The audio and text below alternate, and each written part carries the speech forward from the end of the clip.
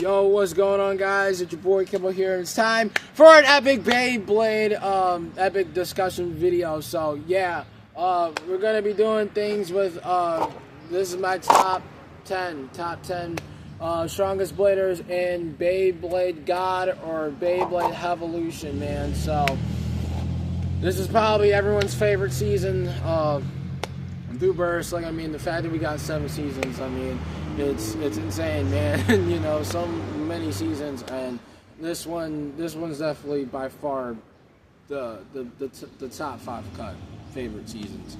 You know, there's just so many of them.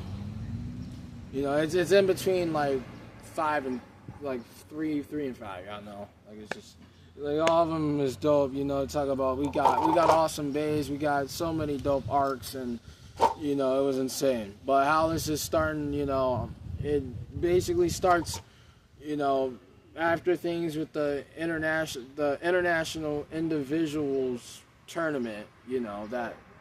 You know, Louis won and stuff, Vault going out, finding BC sold and stuff. You talk about running into Silas, Carlisle, you talk about meeting Free, you talk about all these bladers, and then going to these arcs. So you talk about what? Like,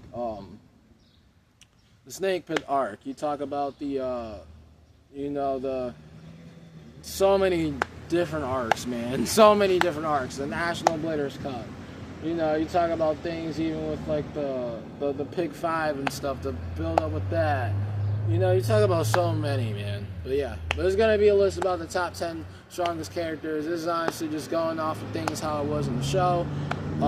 Just seeing how these things went with the show. Also, I'm starting off from 1 to 10, going off from the strongest to the weakest and stuff. That's just how my brain is, and we're going with it. So yeah, so the top, the number 1, who's the strongest out of this season? And it gotta be Vault, man. Vault, oi, man. Come on, man. Like, it's a dude. It's like, I don't think it's like no surprise with this. I mean, Vault won against Shu at the end of it. You know, saving Shu, and it was so dope. You know, you talk about like a true underdog getting his roses in a major way. Like, you just look at season 1 and season 2. Like, this was basically the whole build up.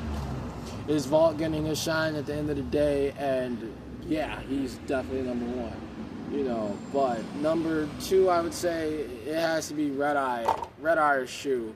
You know, like, he was the big time antagonist role of the season. You know, kind of taking like kind of going down the dark side. But it was so cool, man. It was really cool. Kind of taking the dark side and then kind of being a full-ass badass, and then, you know, destroying bladers, such as, like, you talk about, what? Talking about destroying the tip-off of God Valkyrie's reboot. You talk about going after Norman, going after Louis, going after motherfucking, you know, you talk about Gossam Madal, you know. It's a lot of bladers. It's insane, but, you know, and even Louis. Like, that battle with Louis, that was fucking dope, man. He even broke Longinus, so, you know, even with his demeanor and stuff, it was dope. So, you know, but yeah. But you talk about like 2 and 3. Talk about like 2 and 3. You talk about 2 and 3 being Free, because, you know, like, it has to be 3. You know, it has to be Free, because, like, I mean, like, Shu and Free never faced it off, and that got me fucked up, because, like, I mean, why the fuck? But, I mean, it's like the whole thing with the plot, you know, because the thing about Vault versus Free, because Vault versus Free, it was intense, man. It was literally down to this. It was so intense to where the point, like, you know, Fafnir! Fafnir! And then they get the double burst on each other, and then Free pushing him to the limits, like going Super Saiyan Free with the veins and stuff. He pushed him to the brink with that, to where the point you couldn't even pick up his Fafnir. Even Chris had to walk out. It's like, okay, we're gonna stop this battle because Free pushed himself too much. So then that made Vault go out to battle Shu, which, I mean, that's obviously plot. Like, I mean. But it would have been cool if we would have gotten Shu versus Free. Like, that would have been the perfect battle. Like that, and I said this from the jump. Like Free versus Shu had to happen, but it never happened. It kind of happened with, you know, before Shu went to Red Eye. You know, Shu and Free had like a, interaction, and I think they did battle, and that's honestly what led to him going down this dark side, because Ashton with Theodore, he was right there with Free. It was Free transferred at the time. And then you talk about going down Red Eye. Yeah, literally Spriggan just taking control over him, and then Vault saving him at the end of it. Yeah. And then you talk about leading him to like the big time veins. Obviously, if I would have seen Shu versus Free, it would have obviously just been Shu. Shu would have probably just was Free, to be honest. Yeah, like that type shit. And you got your number 5, which is Louis. Louis being right there. Like you talk about like your top four Bladers from the International Bladers Cup right there, man. You talk about Louis being a total badass, destroying Bladers and stuff.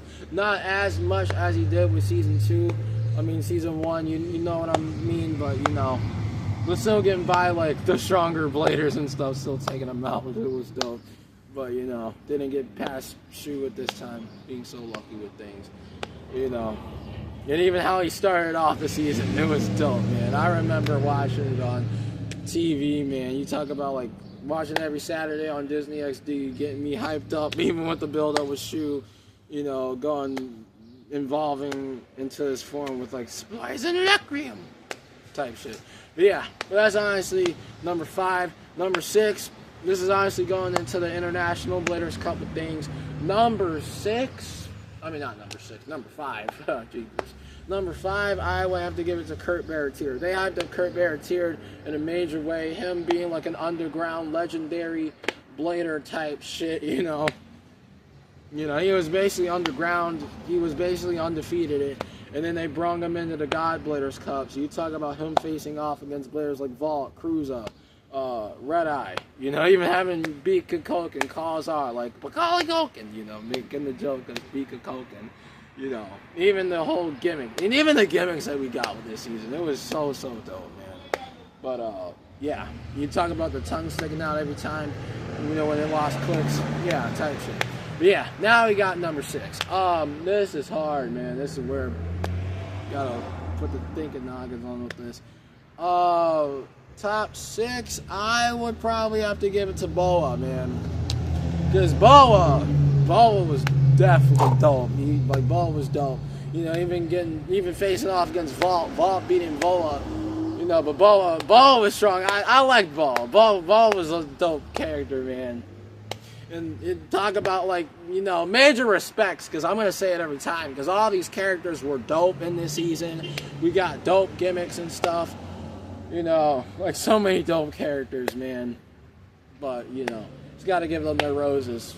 Like Boa, because he was a dope. Ark Bokesh, the owner of, like, Ark Bahamut, because it was so dope.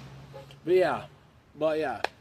You talk about number 7. So, the number 7.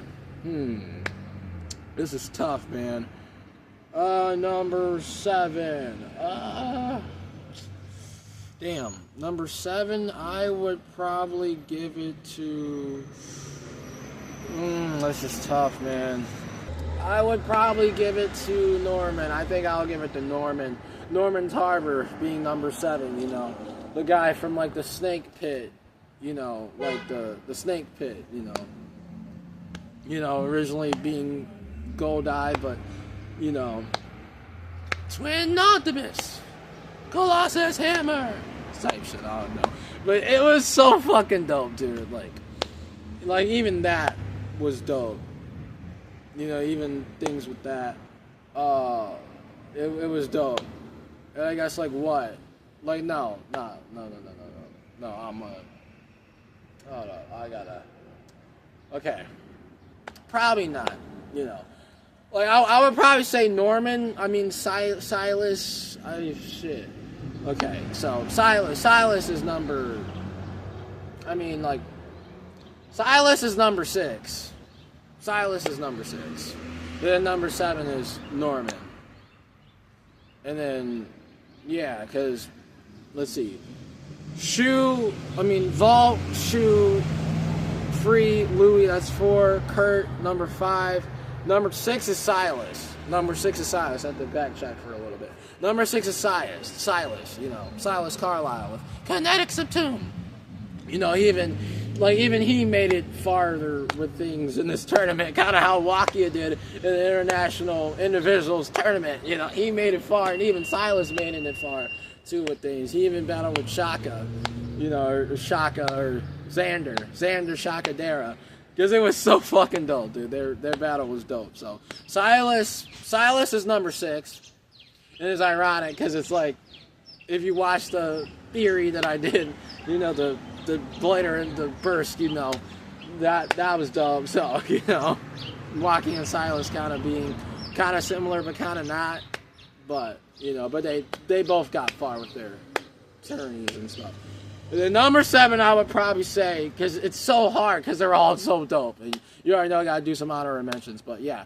But like I said before, Kurt's number 5, number 6 is Silas. I would probably, damn.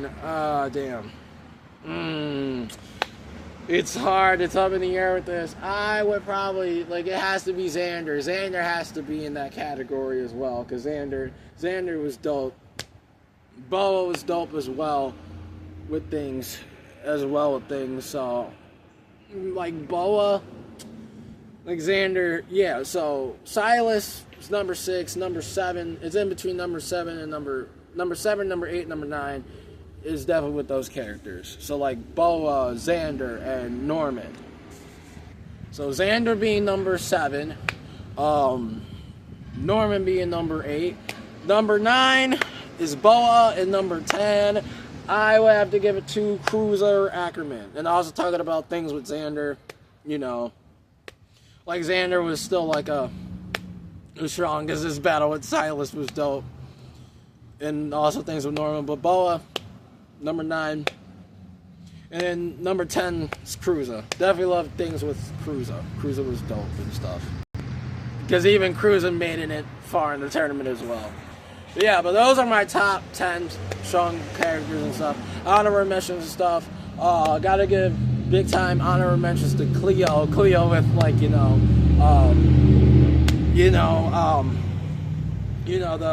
vampire looking dude, you know, the deep Canox, you know, gotta give his roses.